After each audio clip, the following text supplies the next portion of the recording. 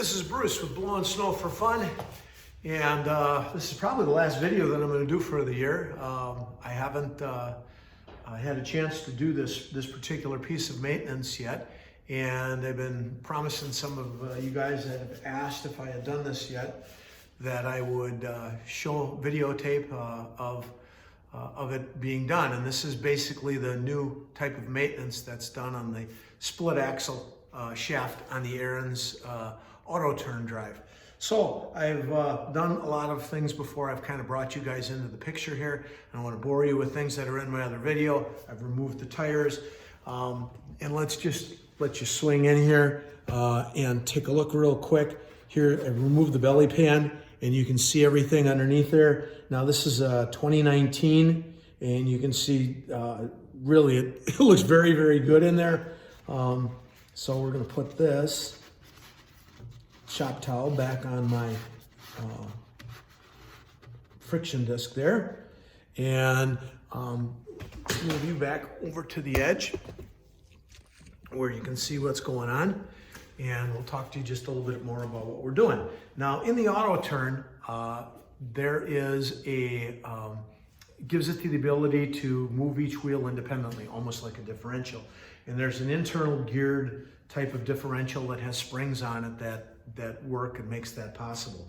Well, one of the things that is instrumental in the in this process of making this work is a split axle. Now, there's really nothing in the Ariens owner's manual I've seen about doing this maintenance. I picked this up by watching Donnie Boy do this, and he's a professional mechanic. You know, when he does something, he's really good at it.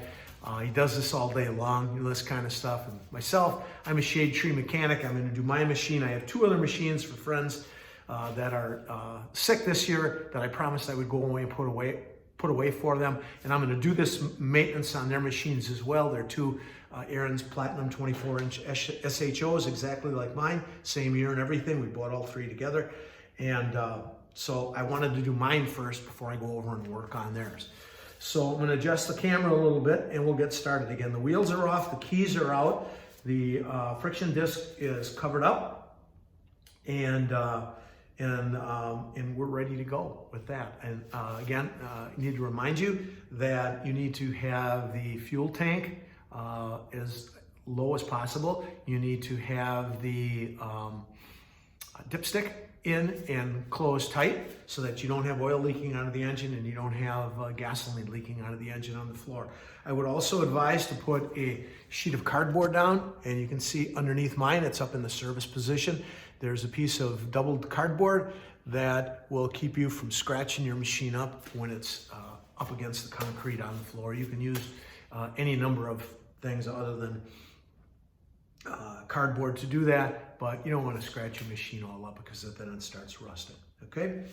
All right, so we're about to get started on this. I'm going to reposition the camera, and I'll be back with you in just a second. I just want to say I'm not a professional mechanic, nor do I work for Ariens or any of its subsidies, and the procedure that I'm going to do today is a culmination of my interpretation of videos that I've seen online and mechanics that work on snowblowers that are friends of mine that I had a chance to discuss this with. And I will include in the description the link to Donnie Boy's video. He's a professional mechanic, and if you have any questions at all, I suggest checking his video out as well. And if, you know, but this should be a pretty good idea whether you think that you're going to be able to tackle this particular preventative maintenance or not. And we're back. So let's get started. You're not going to see my face on this. You're going to see just my hands because I want you to be able to watch what's going on. And again, this is the first time I've done this maintenance. So if you are someone that likes to do your own snowblower maintenance, as you know I am, that type of person, this will give you an idea of about how long this will take, and you know, if you want to tackle this type of maintenance or not. Again, this particular shaft, now the camera might not show it this way because I've got the image flipped so I can see to make sure that you can see everything that I'm doing here. But this is as I stand behind the machine, this is the right wheel. And this is on the newer Ariens snowblowers. So we have a key that is a clip that is located on the end of this axle, and I just stuck my screwdriver in and removed it. I'm going to lay that on the side here along with my other stuff. Get it to fall off my glove. And again, it's probably a good idea that you wear a pair of nitro gloves when you do this particular job. And I've got a number of shop rags here, dirty. I had to wipe off the belly pan. You know, every time you pull it off, there's some grease and stuff like that that's on it. So I'll just reuse some of these and recycle them. Okay, now, if everything goes as expected, I should be able to grab this and it should slide out. It should disengage from the differential. Now, there is a washer that is down inside of here, and that's why I recommend, or it's recommended, that you have the belly pan off, because if you need to reposition that washer to get this back in, the belly pan has to be off to do that. I mean, it's not like you can lift the machine up and shake it or move it around. So I'm going to grab the outside of the axle and pull it, and it came right off, which is excellent. All right, now as you can see, one end of this is geared, and the other end of this has the keyway for keeping the axle in it. And as you also can see, there is a bit of rust forming on there already. So let's grab another towel, and we're going to wipe the rust off of there, clean it off as best I can, all up and down the shaft. Now, what happens to this that creates a problem that you have to do maintenance on it? The issue that arises is that salt water in particular migrates into here because of obviously the contact that it has. End of the driveway, you know, EOD pile, you're out there working, blowing snow, or you're in the street clearing your mailbox or whatever the case might be, there's salt that's going through your machine. So that's one of the reasons why it's always a really good idea after you finish with your machine for the year to just take it out and hose it off real good, especially in the bucket area, with the spray of a hose, so that nice clean water, and you flush any of that salt away. But if you look into something like this is, you know, where that salt water can get in, and it can sit for periods of time, and it can, over time, actually rust weld these two pieces together. And when that happens, of course, your differential won't work anymore.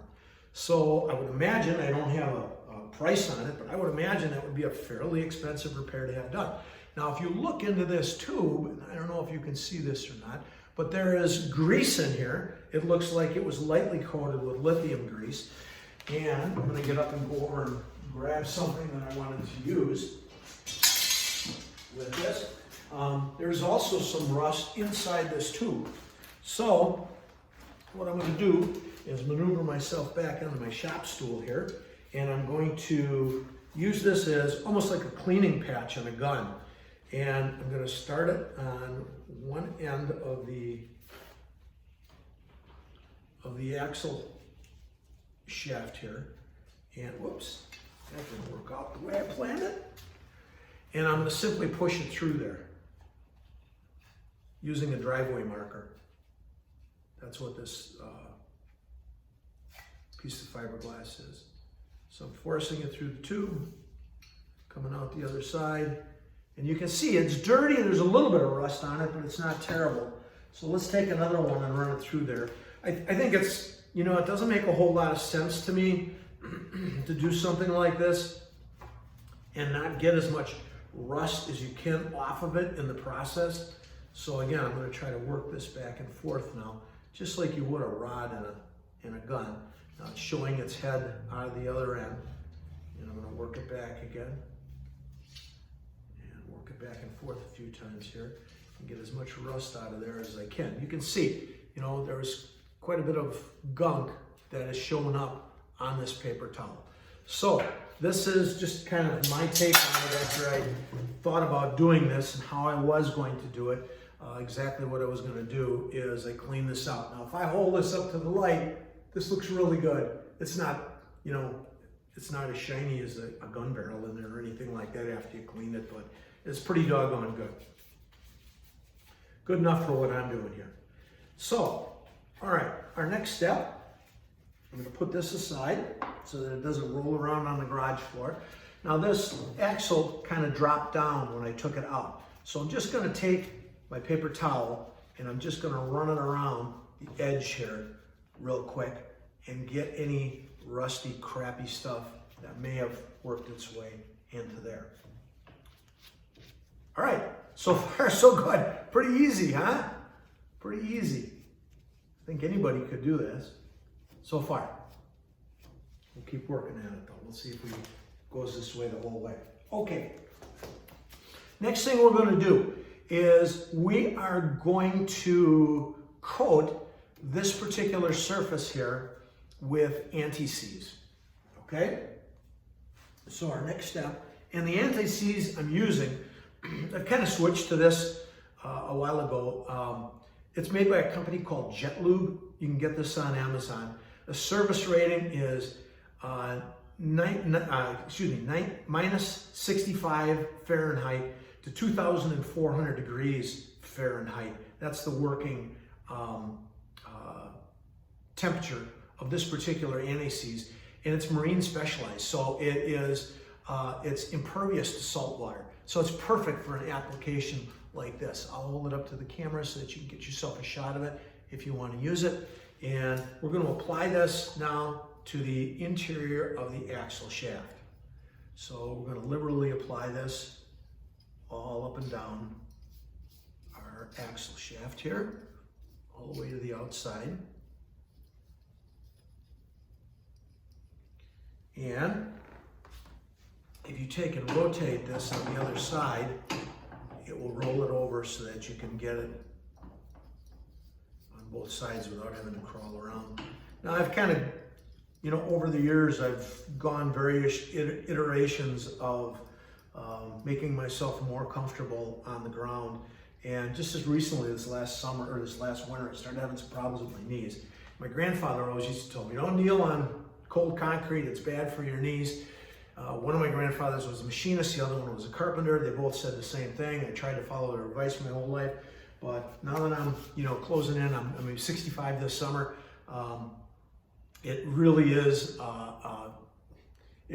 something, kneeling, that you probably aren't going to be able to do your entire life comfortably, get down and get up as many times as you want. So I've gone to using a kind of a shop stool when I do things like this, and that's what I'm sitting on.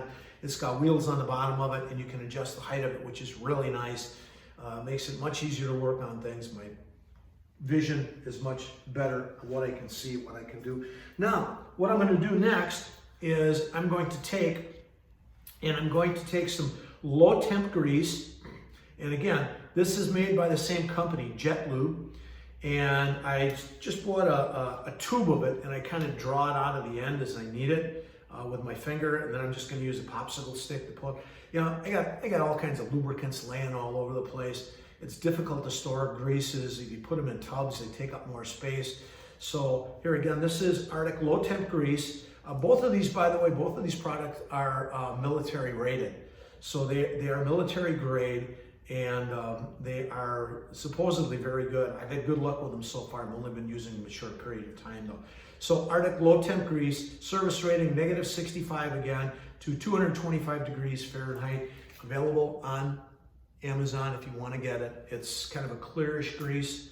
So I'm going to take some of this low temp grease, first thing here, and I'm going to push it into the housing here, the bearing, so that we get some of this nice low temp grease mixed in there. I'm going to lift up on this now so that I can get it in around the bottom, and then I'll leave a little bit on there. And when I leave a little bit on there, it should, when I put the washer that goes on here after we put the spline back on, then that should push that grease a little further into that. Now there's a lot of grease. I used to use lithium low temperature grease, but it's very stiff. This stuff is nowhere near as stiff. Now, According to the advice I got was to take and mix some of the grease that you have with the anti-seize. Now I'm going to take some of this grease and also put it into the end of this, because I'm going to run it back and forth through the interior using my ramrod method there. So again, anti-seize is not a lubricant. So if you're going to use the anti-seize to make sure that this comes off eventually, then what you're going to need to do is you're going to need to mix some grease with it, and then you should get the best of both worlds. If you're using a grease like this particular grease, a grease that is a mix, yeah, it's not getting so easy to bend anymore either. Grab stuff off the floor. A mix of grease and anti-seize that is probably the best of both worlds. Now, if I take my rod, and I suppose I could do this with a screwdriver too. Let's try it with a screwdriver.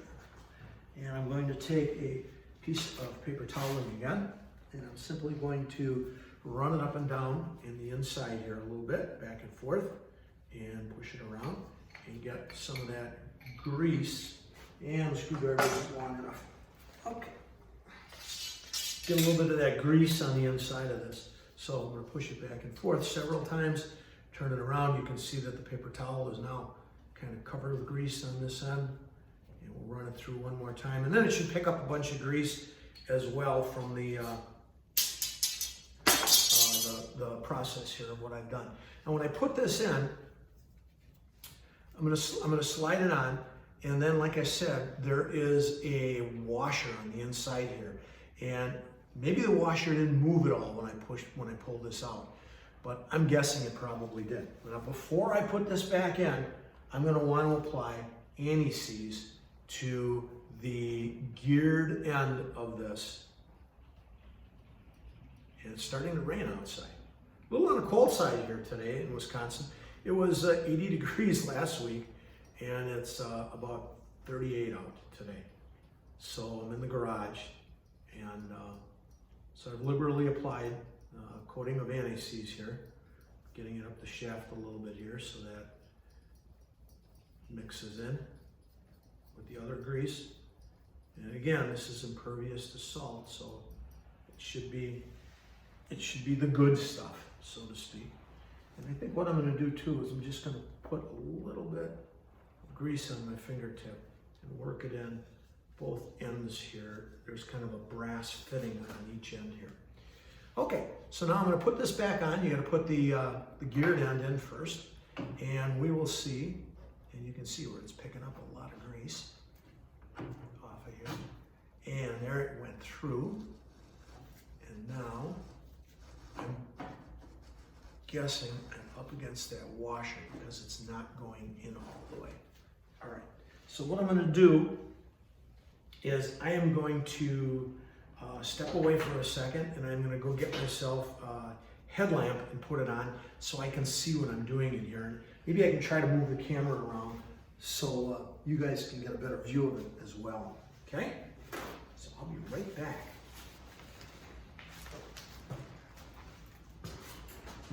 Okay, so we're working on the split axle design on the Ariens 24-inch SHO, and you can see the two silver washers in there. Those are the two washers that can drop down. Hand me a screwdriver. Thank you. Those are the two washers that can drop down, and I'm touching the two washers right now with a screwdriver. You can see it in there, and that blocks when you push the shaft back in, the knurled end, the geared end on that can block that. So if it doesn't go in right away, then I'm going to use the screwdriver and I'm going to push those two up using the screwdriver. Okay, wonderful. So we're going to put this up here so I can grab it if I need it. And let's see if that'll go right in.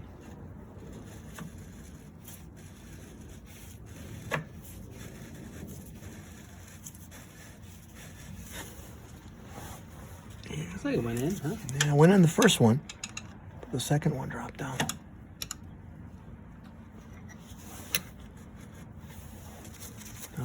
too much.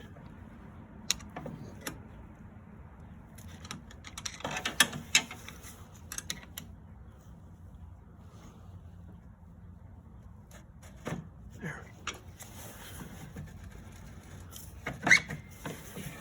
There we go. That's exactly what we want. Really perfect. All right, beautiful. So you watched us do that. The two washers that are in there, the one kind of behaved itself and pushed itself up real easily, and the second one we had to coax a little bit, but wonderful, worked out great. So now we have our washer, okay, and I'm just going to add a tiny bit of low temp grease to that. I'll do both sides just to make sure. And we're going to slide it on the axle shaft, and when we push it in, it'll squirt that grease up into that axle even more. And we're just going to get rid of the excess here. Just going to wipe the excess off. Okay? That's all there is to that. Now, it is my advice to you, and it has been in the past as well, to take a little super lube, synthetic grease, and apply it to the outside of this bushing, because it gets constant exposure and it will help to keep it from turning into a rusty mess. The next thing we're going to do is we're going to take our anti-seize and we are going to put a liberal coat of anti-seize on the axle. And again, we're using our marine anti-seize.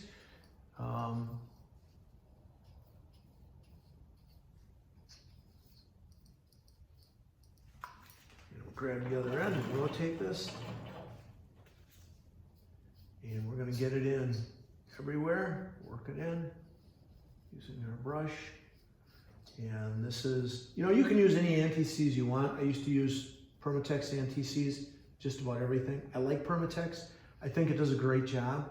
But when I saw that this stuff was impervious to salt water, and I got a bullet, you know, and occasionally I do maintenance on that as well. And while I don't take the boat into salt water, I just think that if it's resistant to salt water, what else? What other chemicals and things like that you know, pop up de-icing and things like that on the roads, is it giving you some protection with? So again, we're all set with this. I'm going to take the keyway and place it back in the hole here. The slot, I should say.